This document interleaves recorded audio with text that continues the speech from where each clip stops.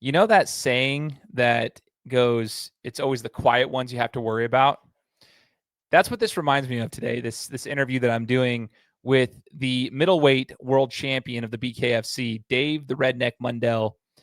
We get to talk to him. Dave's always been a quiet one, and I've had a massive respect for this guy as a fan of the BKFC because he doesn't get out there and do the full like rah rah, just always yelling at everybody. He gets out there and it's strictly business, and he's a great fighter. He's an elite fighter, and you'll hear him reference a couple of times during this interview that there are levels to the game.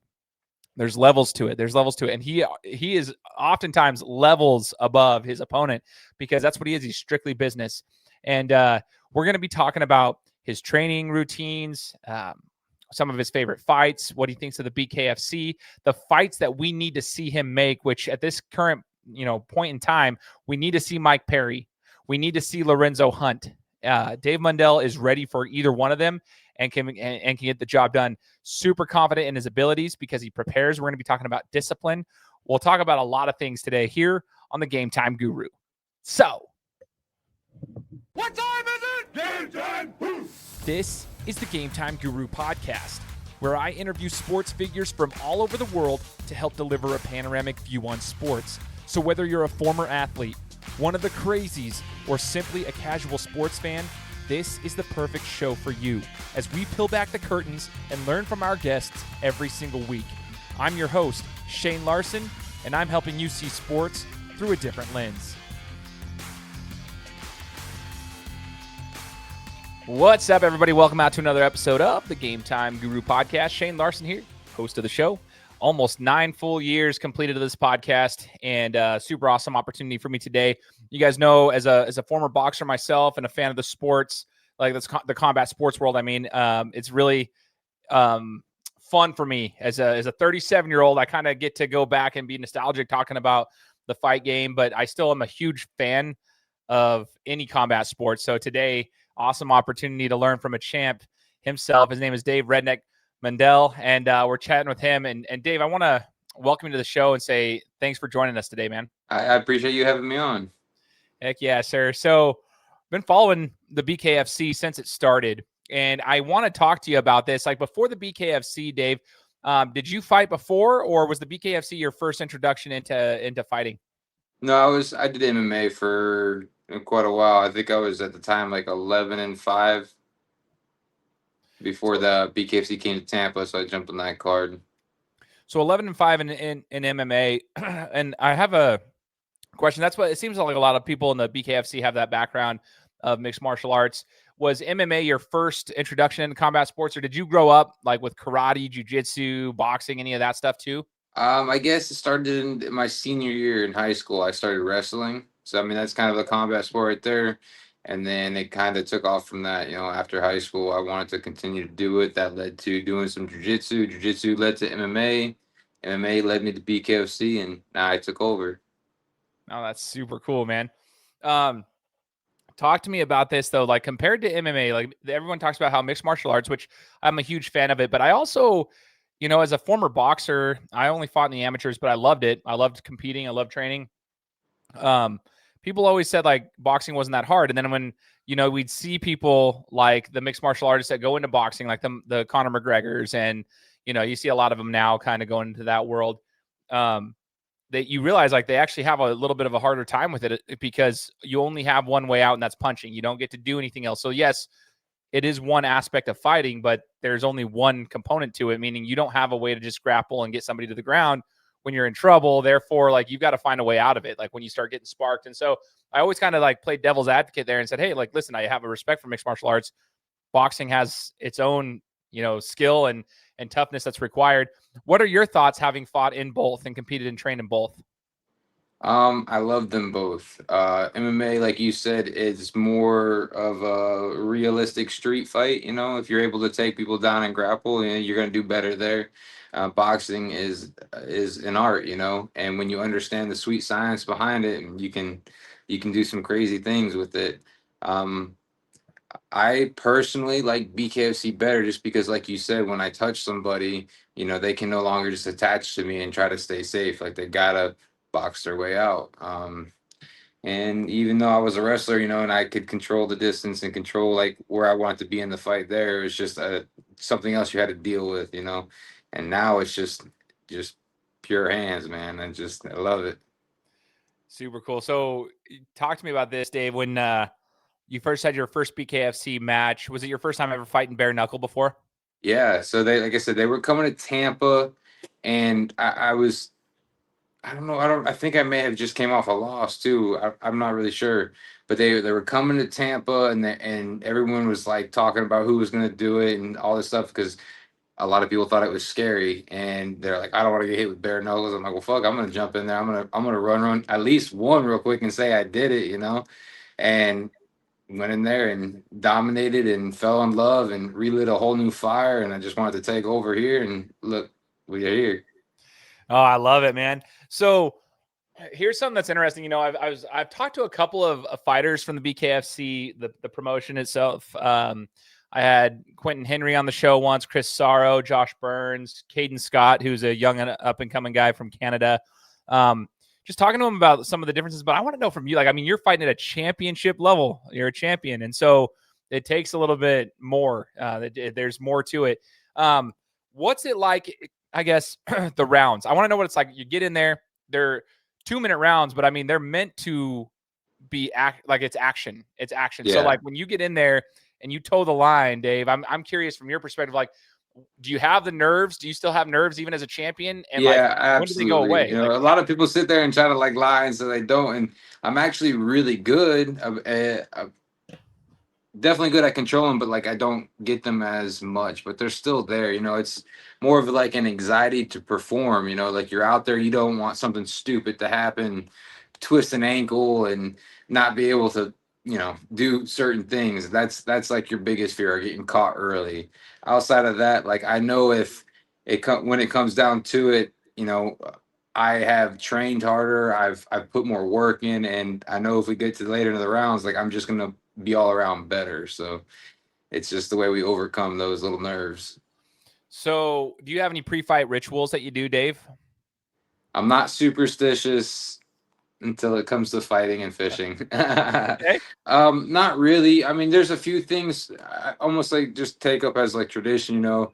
And one of the things like we like to go to Olive Garden. Like after my weigh-ins, like I cut a lot of weight, you know. So we'll try to go carb load up, and we'll go there for all you can eat breadsticks and stuff. And it seems to be like the at least Italian food, because I went over to Spain, they didn't have one. We had to make do. But if we're here in the States, we hit up an Olive Garden.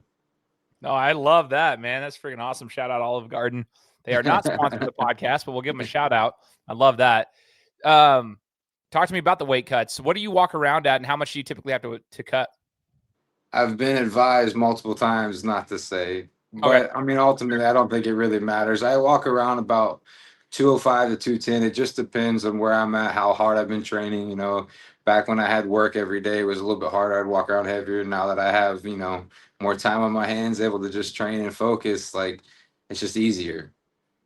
No, that makes sense. Do you have a specific like routine for your diet of when you start locking in? The reason I ask this is like for fighters who are like up and comers, whether in the BKFC, whatever promotion they might be fighting in, you know, weight cutting and just trying to make weight for fights. There's a science to it, and I'm just Oh curious yeah. if you have like a science behind it. Like, are you pretty dialed in when it comes to your Oh yeah, diet? definitely dialed in.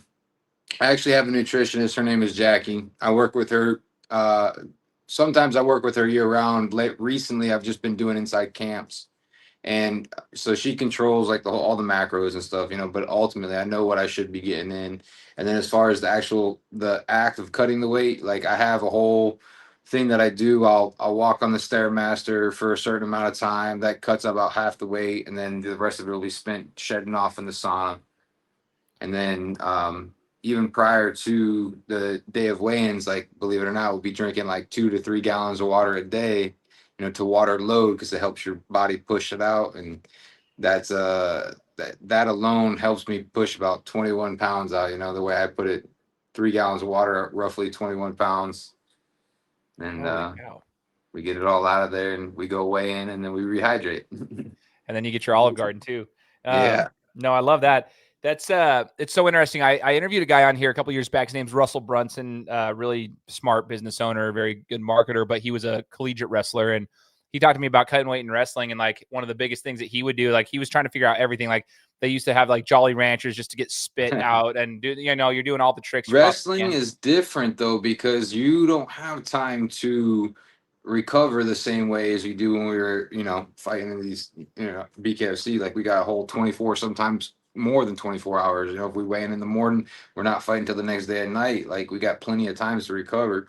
Wrestlers, man, they got to do every little quick thing they can, and then they got to try to rehydrate right away, and they can't lose too much now because they'll take too much out of them. So it's a little bit different, but it's a pain in the ass regardless.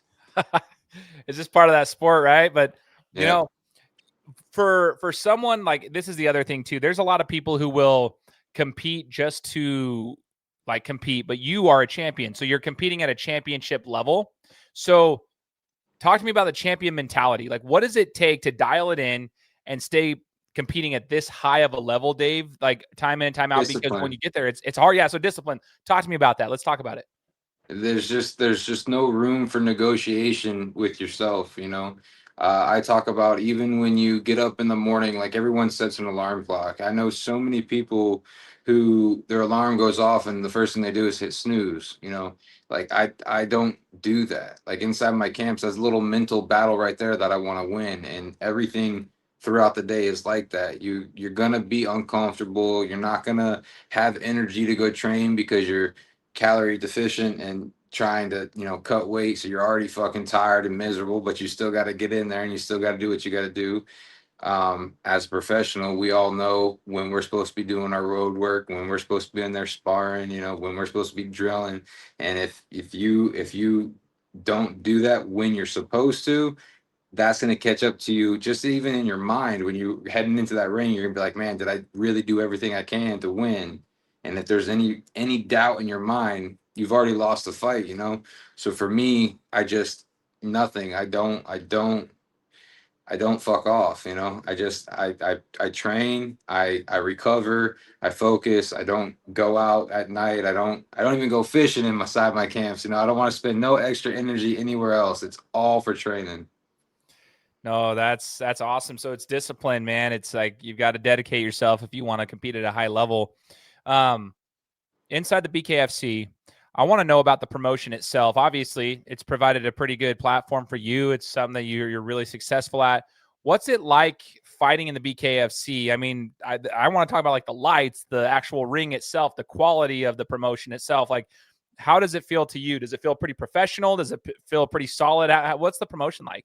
All right, so I've been around the block a few times, and I've fought for places like Bellator, and I really, really enjoy BKFC, and the way they put on their shows, the way they run. Um, the majority of the time they're on top of their shit, and that's a hard thing to do because I've seen a lot of stuff, you know. So it's they're very professional and they take care of their guys for the most part, but in the understanding that it is a business, you know, an entertainment business at that. So it's really frustrating for people like me who are maybe not so vocal, but I can fight. You know, like I can get in there, I can throw down, I am the best in the world, but I don't get on a mic and run my mouth and call people out. And that's just not my personality. And I stay true to who I am. And that's what's taken me a little bit longer to be recognized by all these people. But I tell you right now, like you put me in there with somebody like Mike Perry, who everyone knows, I'm going to make that fight look so easy. It's just, it'll blow people's mind. Dude, that's what I want to talk to you about, that because some I've always respected about you. I always look at these promotions and I'm like, okay, how much of it is entertainment versus how much of it is real? How much of the beef is actually real? How much of it, what, you know, like, and you're just like one of the dudes that I've always like, I thought it was interesting because then they bring in Connor as a co-owner of this place, you know, with Dave and like for, Feldman. And so, you bring in Connor, who's, you know, he's there to promote it. He's there because I always felt like Feldman was also, I mean, love the dude. I respect the heck out of him for what he's been able to build, but Connor's more the entertainer. He's the one who's going to promote it. He's going to get he's got the notoriety. He's going to get out there and like start being loud. But I was always just like, man, someone like you're always quiet. You just go, it's strictly business. And that's what I've always like respected about you, and the way that you fight is just strictly business, you know? But yeah, that in a sport like that, I always wondered if it was just a little tougher to get seen, a little bit tougher to be recognized and noticed because you're just not. I just know so many people who can't fight and they just run their mouth, and a lot of them still lose a lot, and they still get fights, and it's crazy to me. I mean, I don't know. There's A sides and B sides, and a lot of politics and all this other bullshit, and it's like I said, it's so frustrating.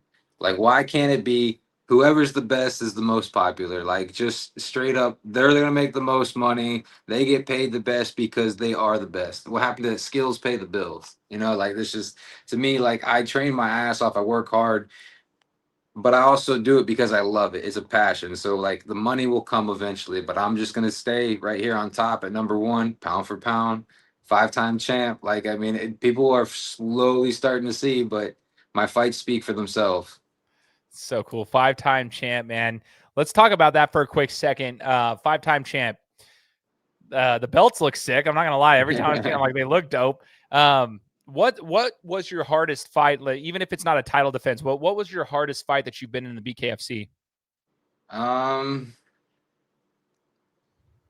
Hardest, I guess. I mean, if we want to go back to my loss, you know, I broke my hand in the very beginning of the fight, so I had to fight the rest of the time with one hand, and still thought I did enough to win the fight. I did everything except push forward, you know, and try to finish. And what I did is I just outboxed them, and that's when I learned a lot too, because I see what BKFC wants.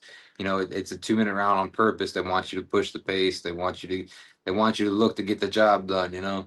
So we've adapted a little bit and we learned a lot from there. But outside of that, hardest one inside of, I would say maybe Richmond, Mike Richmond, you know, going out there thinking I was going to be able to easily outbox him too. Like we have multiple game plans or scenarios, right? We just bring ourselves through a fight.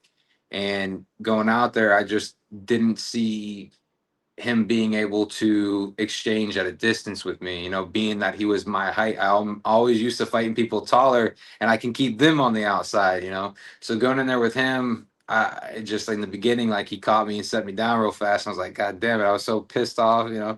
So then we had to, you know, push the button, put my head in his chest and get the job done. And that's what we did. But um outside of that, it's just like I said, I just levels, man. None of these fights are honestly that hard to me. Like I go in there, I've trained, I've done the work, and I'm very confident in my ability, and it has always proved me right. Nah, dude, that's cool. I have a lot of respect for Richmond as well. Like I just like there's a lot of fighters like yourself that I have so much respect for, just the way in which you guys go out. And I'll be honest, dude, you do make things look so easy. I'm sure I know you say it's easy, but you know, there's training, there's preparation, there's discipline, all the things you said that go into it. You know, the Yeah, preparation is what kind of goes into that. But it's like, dang, dude, like you understand the sport, you get things done. Now, so you mentioned Mike Perry, talk of the town right now, right? He's out yeah. there, king of violence, and doing his thing with dirty boxing, but also kind of making a name in the BKFC, doing his thing. And you say it would be an easy fight. Talk to us about why you believe that would be an easy fight and why you think that you'd walk through it. Honestly, man, he's not a boxer. And in this sport, like you can be gritty and get the job done. Everyone's got to have some type of dog in them because we're all gonna get hit. We're not in the matrix, you know. And then from there, what can you do? But for Mike, like not only am I a dog, but I can box. So when I go out there and he comes at me with only aggression, like I'm gonna set traps up. I'm gonna hit him big. I'm gonna punish him for every time he takes a step forward. And then when he gets on his back foot, he can't fight there either. And I'm going to continue to punish him until the ref stops and stops it because you know that Mike's head's too goddamn hard for his own good. But you think his face has looked bad these past couple of fights? Just wait. I'm gonna fuck that man up. Dude, one thing I'll say about Mike, man, like he takes a lot of shots, but I don't know if Yeah. he's taking shots from someone like yourself. You know And what I then mean? also these let's talk about that. Like the last couple guys have been, you know, from a smaller weight class. Like you come up here and I've already shut his button off a few times. So in BKFC, and there is no being saved by the bell, none of that bullshit. And I've grown tremendously. He's been stuck at the same level since then. He hasn't grown at all. So I can't wait. I can't wait.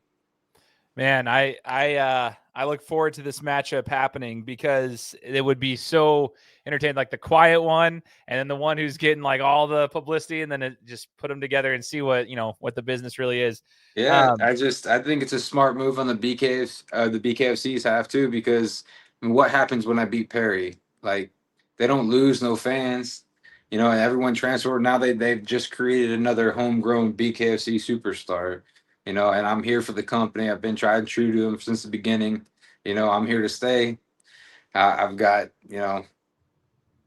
battle tested and proven myself over and over again. I've been promised that fight over and over again. It's just time to collect.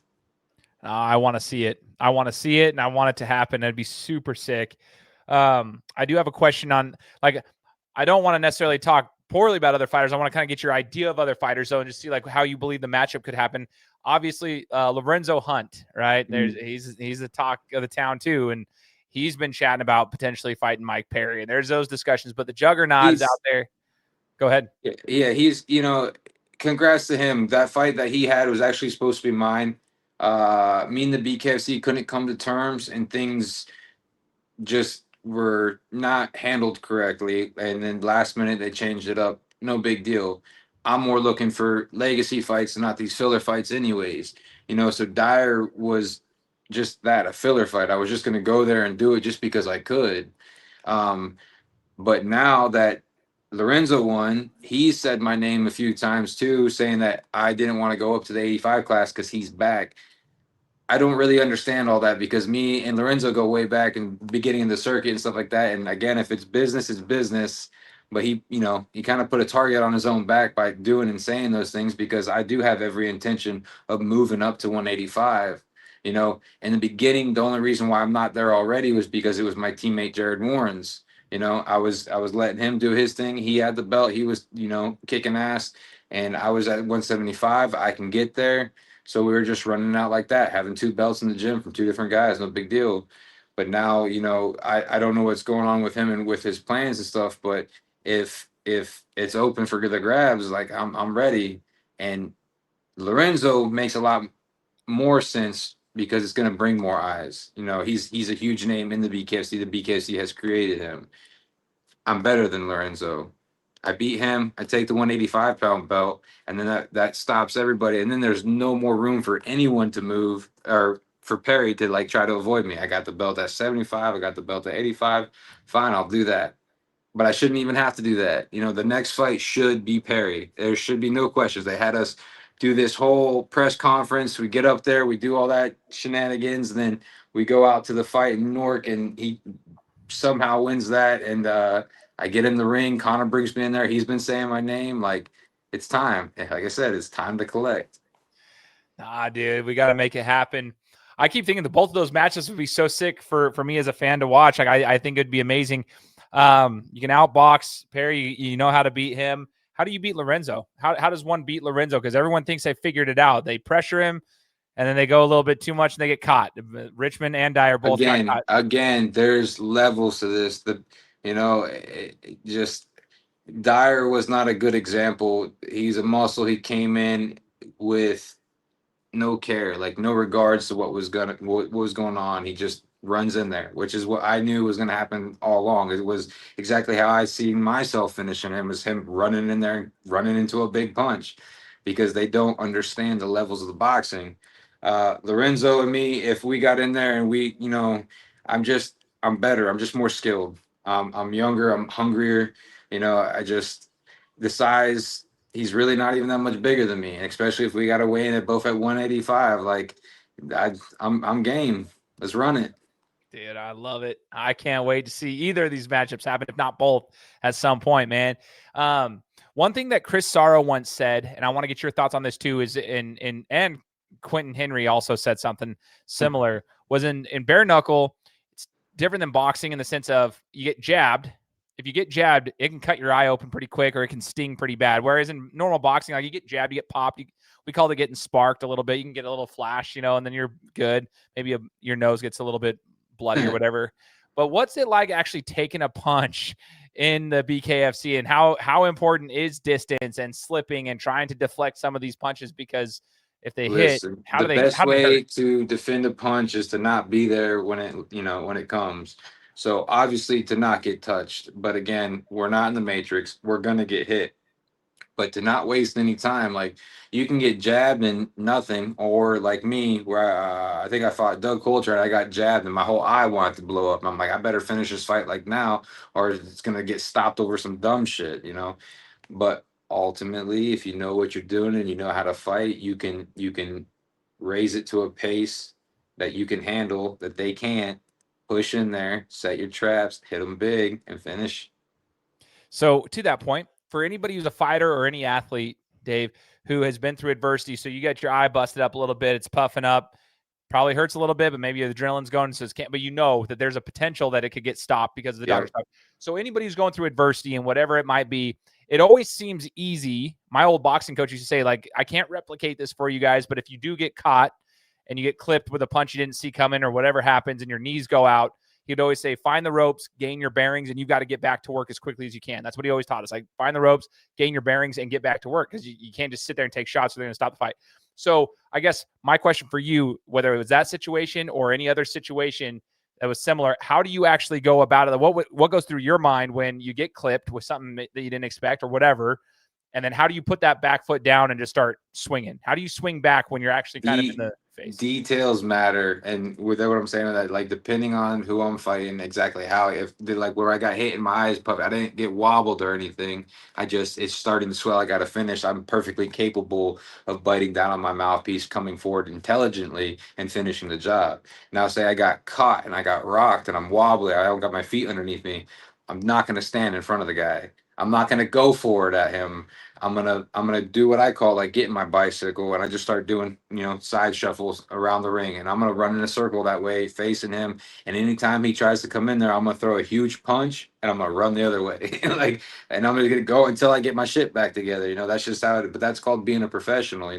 You gotta. Every situation will be a little bit different depending on where you get hit, how you got hit, stuff like that, and you gotta know how to get yourself out of there. Even when we shadow box, people always tell you to put an opponent in front of you, and like you have to even get hit, so to speak. Like put yourself in a situation where you got hit, and how are you going to get yourself out of there? Like knowing what your guy, whoever you're fighting, what he likes to throw the most, what is his finishing punch that he likes to, like, his signature punch, so to speak. Make sure I stay fucking away from that thing. Especially if I got rocked real quick, I'm not going to give him any chance to get there. If I'm close enough, I'm gonna grab him. I'm gonna hold on to him so he can't throw no punches. I'm gonna make the ref break it up, and if he tries to run back in there, I'm gonna grab his ass again.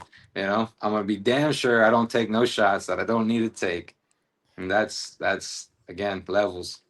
No, I love it, man. It's interesting talking to you because it's levels. It's exactly what it is. I can tell that you have the experience. You understand it as a professional fighter. You know what it takes. Dave, what's your favorite venue that you fought at in the BKFC? What's like your favorite place that has the best fan base or the best, I guess, the best vibe? Spain over there, it was insane. Everywhere I walked around, people would recognize me whether I had the hat and the belt or not. When that was really cool.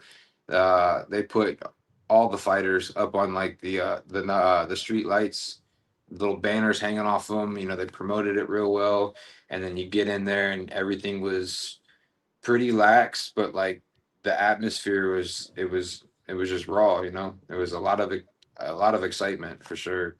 And just I really enjoyed it over there, and probably the culture a little bit too. It's pretty laid back. Everyone's going to take naps at 11. No one's at the store anymore, and you come back, and when you eat dinner at 10 o'clock at night, that's normal, and you'd be sitting there for like 3 hours. That's okay too, no big deal. So it's Dude, just I, different over there. I love it. What a cool experience. What's the best experience that you've had? I guess that the BKFC or any kind of fighting has taken you to. Like, is it Spain? Is it anywhere else? Like, what's the best experience you've had thus far as a professional? It's probably going right back to the Spain, like going over there, going. So I never wanted to go out of the country before, for my own reasons, whatever. But when they offered me to go to Spain, or I think they were supposed to go to Dubai, right? And I was like, okay, well, I'll go there. I'll give it a try, whatever. I'll finally go out of the country and fight just to say I did it and travel and see. And then that got shut down for whatever reason. And then they're like, we're gonna go to Spain instead, so jumped over there. And again, it was really cool. Laid back people, very nice. That's super dope, dude. I love it, man. And I'm just trying to think the last two questions that I had for you, Dave. One of them is I just like to hear kind of some of these experiences, but one of the questions I have for you is like, what is the biggest life lesson that fighting has taught you? Like, what is the biggest life lesson that fighting has taught you?